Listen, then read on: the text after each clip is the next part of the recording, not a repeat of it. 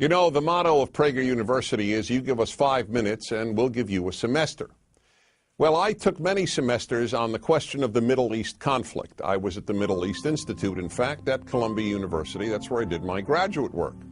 Semester after semester discussing the Middle East conflict as if it were the most complex conflict in the world, when in fact it's probably the easiest conflict in the world to describe.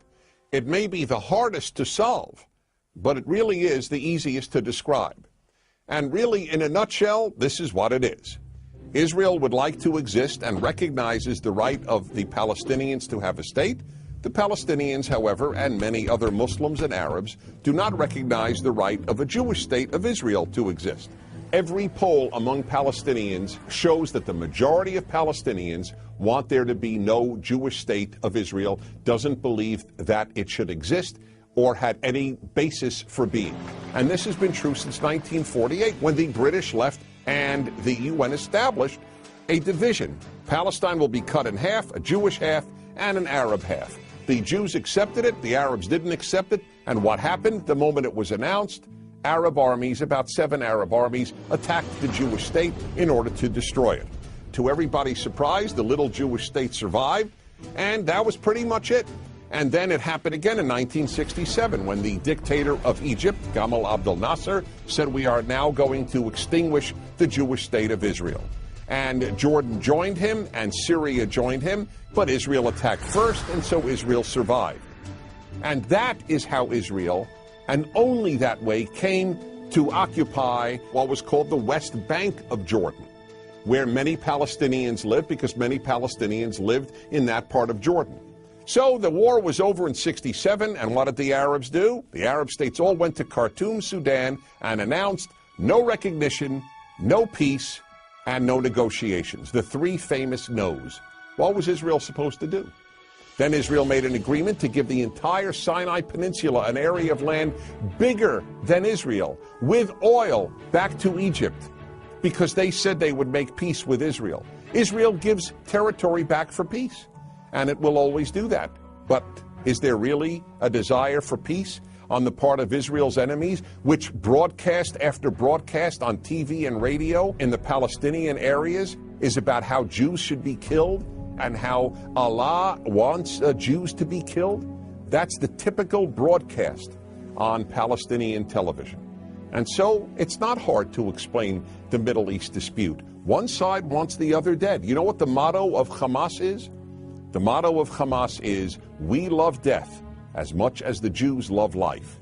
Now you tell me, how is Israel supposed to make peace when people believe what Hamas believes?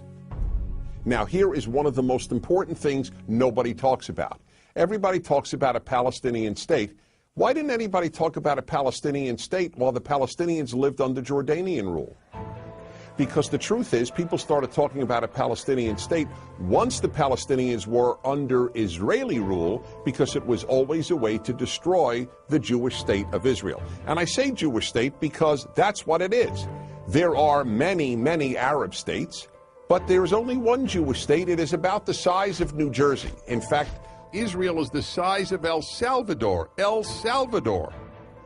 And yet, if a Martian came to the earth and they visited the United Nations, or they read the world's newspapers or watched world television, they would believe that the biggest problem on earth is a state the size of New Jersey and El Salvador, this state of Israel.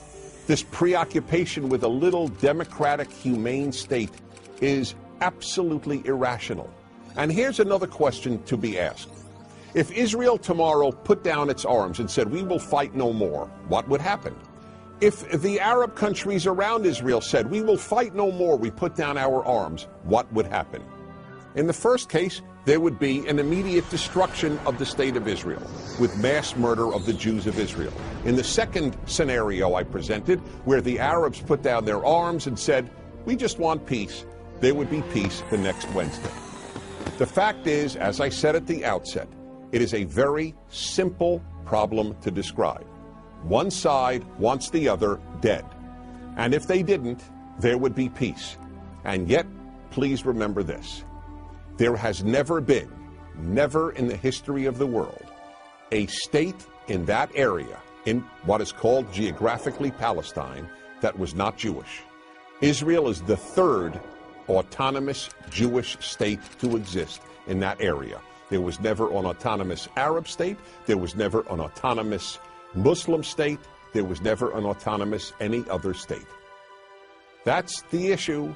Why can't a little state the size of El Salvador that calls itself Israel be allowed to exist?